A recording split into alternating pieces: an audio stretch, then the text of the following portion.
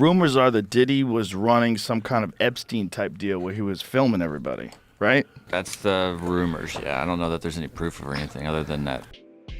You know, when it comes to rewriting history, it's some try to rewrite history. Sean Diddy Combs, one of the biggest names in the music industry, has been making headlines for all the wrong reasons lately. Once known for his business acumen and as a pioneer in hip-hop, Diddy now faces a wave of serious allegations that could lead to life-changing consequences. So Gyal wouldn't believe the extent of it. Rumors are swirling about charges involving exploitation, racketeering, and even more shocking claims involving his longtime mentor, Clive Davis. It's almost impossible to believe how deep this goes. And if you thought Diddy's biggest challenges came from rival rappers back in the day, think again. This is in the matter of Derek Lee Cardello Smith, MDOC number 267009 versus Sean Combs, Sean Puff Daddy Combs, also known as Sean P. Diddy, also known as Diddy, Bad Boy Records label owner. So how did it get to this point? Let's go back to the beginning and unravel the complex web that's now threatening to bring down two of the most influential figures in music. Diddy, with his larger-than-life persona, has always thrived in the limelight, managing to stay on top of an ever-changing industry. But behind the scenes, a darker narrative has been quietly growing, and now the curtain is being pulled back to reveal secrets that have been hidden for decades. With no training in music, none. Did you think you'd be good at this? I never thought I would have a musical ear. I never thought I'd have a natural. So it's hard to separate Diddy's rise to fame from the man who stood behind him, guiding his early steps, Clive Davis. If you're familiar with Davis, you know he's a legend in the music business, with a career that spans across decades and includes hits from iconic artists like Whitney Houston, Aretha Franklin, and Alicia Keys. But what most people don't realize is that his connection with Diddy goes much deeper than the professional world. In fact, rumors have long suggested that Davis and Diddy were more than just mentor and protege. They were involved in something far more personal and, according to some, incredibly manipulative. That I have a very special connection with artists, with music. I certainly know I had it with him. Diddy was just 23 when he crossed paths with Clive Davis. At that time, he was still working under Andre Harrell at Uptown Records, but his dreams were much bigger. He wanted to break out, to revolutionize the music industry, and he was looking for someone who could help him do that. Enter Clive Davis, a man with an eye for talent and a hunger for innovation.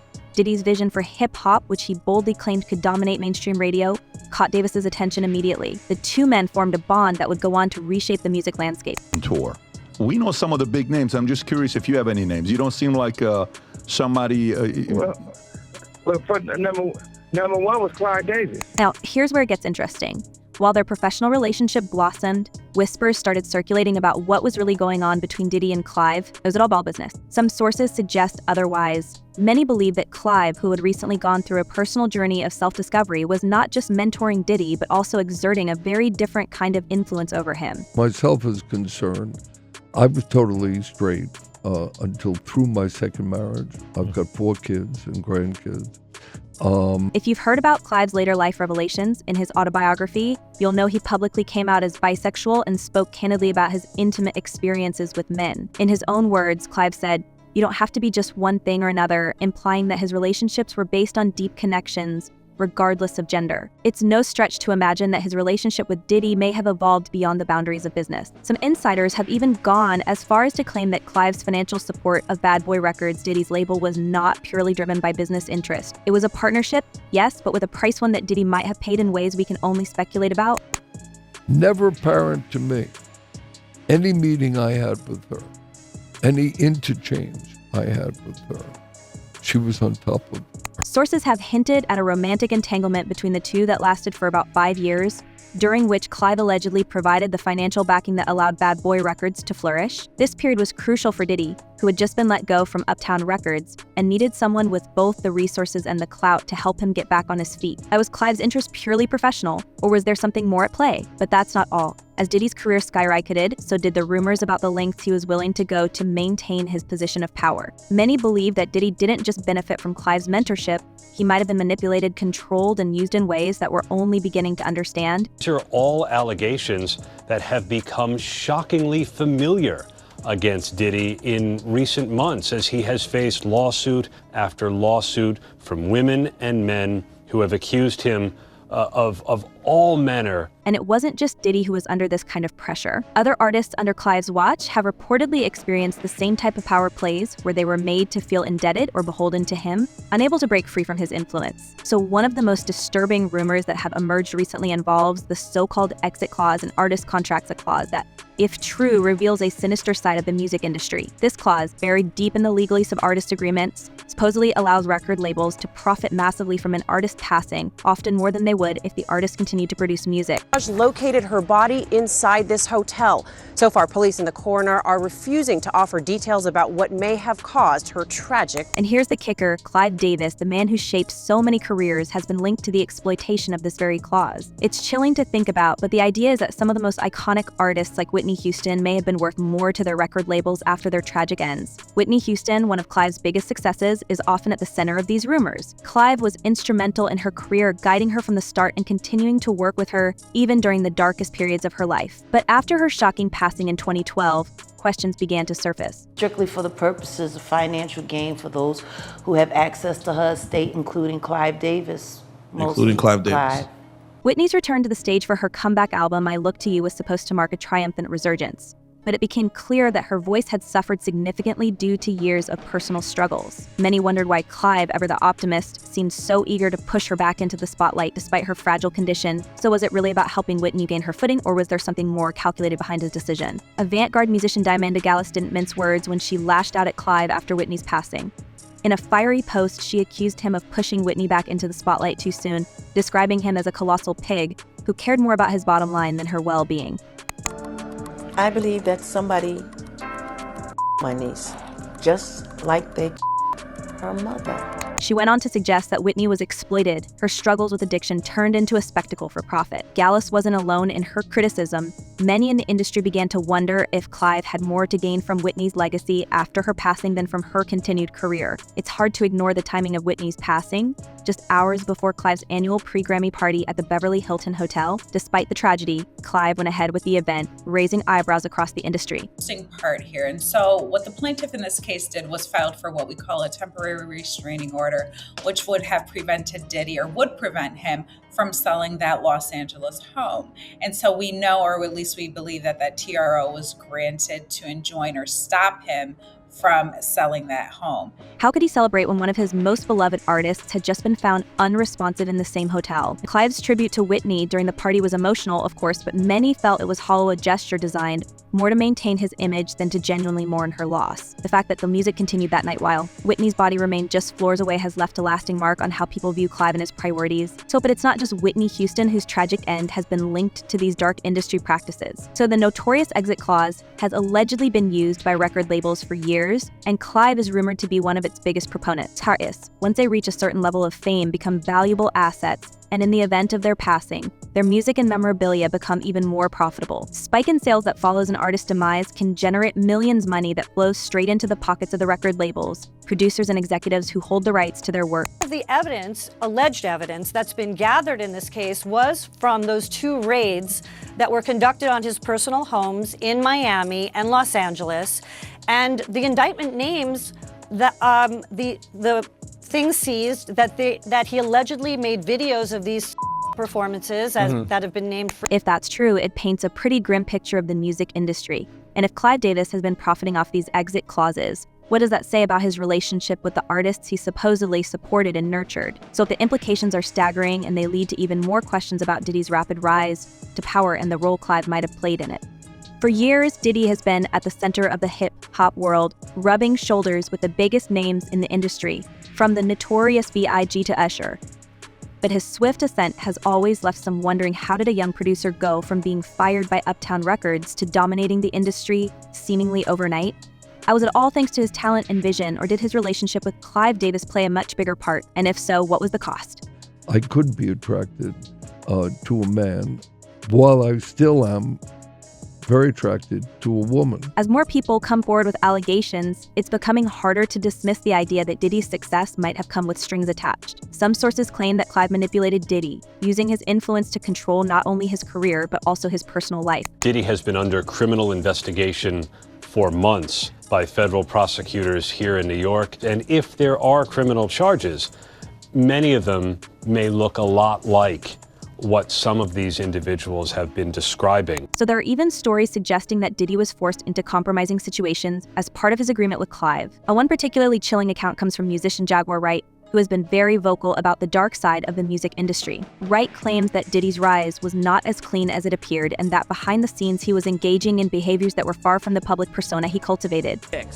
I believe that there are several people that wanted Bobby Christina, but I think the purpose of her was to gain full access to Whitney Houston's estate. Another explosive allegation comes from a lawyer who once worked for Diddy, as told by Wright herself. Where, according to her, the lawyer accidentally walked in on Diddy and another man during a business meeting. While the details of this story remain unverified, it's these kinds of rumors that continue to swirl around Diddy, further complicating his public image. It's no secret that Diddy has faced accusations of inappropriate behavior in the past, and now with legal troubles mounting, these stories are taking on a new significance. The deeper you dig into Diddy's history, the more you uncover a pattern of manipulation, control, and secrecy traits he seems to have inherited from his mentor, Clive Davis. Some insiders believe that Clive taught Diddy how to maintain his empire, not just through talent and business savvy, but through more questionable means. One of the things that's going to happen, and I do believe that there has been a grand jury investigation that has been employed in this case. I think there may be a federal investigation going on, and there may be a stateside one, but I'm not totally sure. But one of the things that the prosecution in any case is going to try to do is show that there is a pattern of behavior here. Now, for example, the way both men have reportedly handled artists who were deemed problematic or too difficult to manage raises eyebrows. There are stories of artists being blacklisted, of careers suddenly stalling without explanation, and of contracts that seem designed to trap artists in unfair deals. It's a culture of control that has kept many people in line, afraid to speak out for fear of losing everything. There's no punishment if they protected by the road, the judge. This brings us back to Whitney Houston and the eerie similarities between her situation and other artists who found themselves on the wrong side of these powerful figures. As Whitney struggled to reclaim her career in the late 2000s, Clive was there, pushing her to make a comeback, even as her health and voice were clearly in decline. Was he genuinely trying to help her, or was there a more calculated reason behind his encouragement? And if Whitney had been able to fully recover, would she have been allowed to regain control of her career, or would Clive have continued to pull the strings? Diddy, it seems, learned these lessons well. Throughout his career, he has been accused of controlling his artists in much the same way that Clive controlled his. Many former Bad Boy Records artists have come forward over the years, sharing stories of financial exploitation and manipulation. Some have even suggested that Diddy used similar tactics to those rumored to be employed by Clive, ensuring that artists stayed loyal by keeping them financially dependent or trapped in unfavorable contracts. So the culture of silence that surrounds these powerful men has only allowed these practices to continue unchecked for so long. If you add all that type of stuff up, and you'll see how the industry been built on the secret rooms. But let's dive even deeper into the murky waters surrounding Sean Diddy Combs. So if you thought his involvement in shady business dealings was enough to tarnish his image, wait until you hear about the allegations linking him to one of the most infamous moments in hip-hop history, the passing of Shakur. Buckle up, because this is where things take a really dark turn. Rumors have circulated for years that Diddy played a role in the events that led to Shakur's tragic end. And recently, these whispers have resurfaced with explosive new claims from a figure named Dwayne Keith D. Davis, someone who was very close to the drama back in the 90s. In a shocking turn of events, Keith D has reportedly confessed in recorded audio that Diddy allegedly offered him a substantial sum to take out both Shakur and Suge Knight, two of his biggest rivals during the infamous East Coast-West Coast feud. Imagine that Diddy, one of the biggest names in the game, allegedly plotting to eliminate Shakur, who was not only a competitor but a cultural icon in his own right. So back in the day, the rivalry between Diddy's Bad Boy Records and Suge Knight's death, Row Records was heating up and tensions were at an all-time high. Shakur, as the face of West Coast rap, was not just a threat to Diddy's business. He was a symbol of everything that opposed the Bad Boy empire. It makes you wonder, was Diddy really capable of such a ruthless move to secure his place at the top? There are some problems that the defense has brought up originally, but it seems like, just from reading this 14-page indictment, that there is enough physical evidence to perhaps get a conviction in this case. We shall see. Keith D's allegations are nothing short of explosive.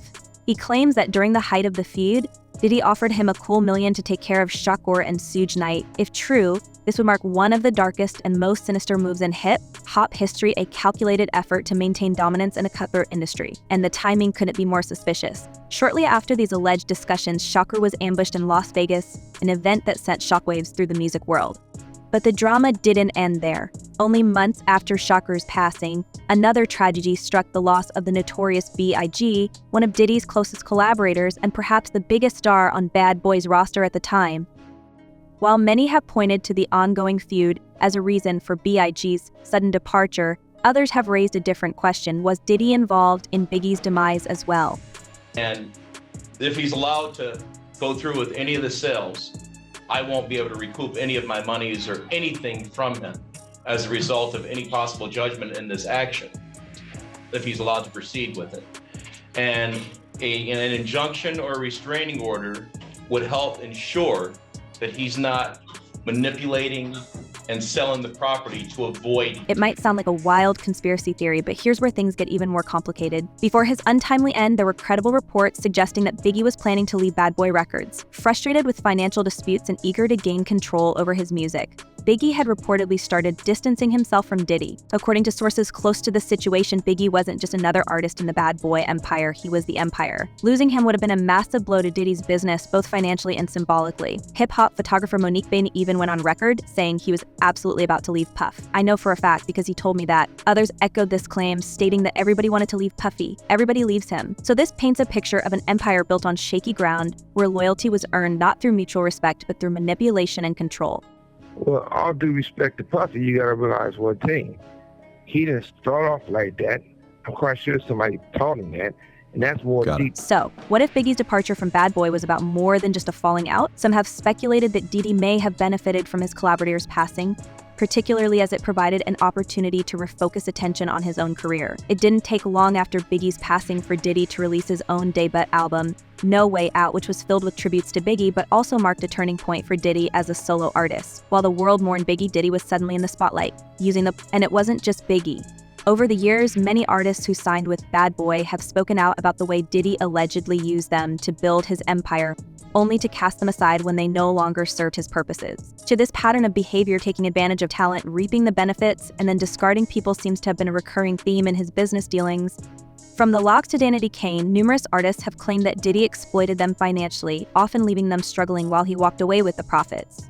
Dawn Richard, a former member of the girl group Danity Kane, didn't hold back when she spoke about her experiences under Diddy's management. She revealed that financial transparency was practically non-existent at Bad Boy Records, and many artists were simply not paid what they were owed. Her story is just one of many that point to a pattern of financial exploitation that's hard to ignore. I saw it posted yesterday all over our social media pages. Cassie filed a lawsuit in New York City against Diddy. Yikes. She's claiming she was stuck in a decade-long cycle of abuse, controlled every aspect of her life.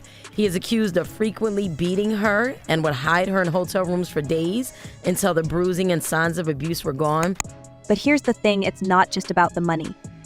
As more people come forward, it's becoming increasingly clear that there's a much darker side to Diddy's business practices. So the culture of silence and fear that permeated his empire kept people in line, afraid to speak out about the injustices they faced. And Diddy wasn't alone in this. His mentor, Clive Davis, seems to have passed down not just the secrets to building an empire, but also the more nefarious tactics used to maintain control over artists. These men in the industry don't consider themselves gay. They consider themselves mess with women.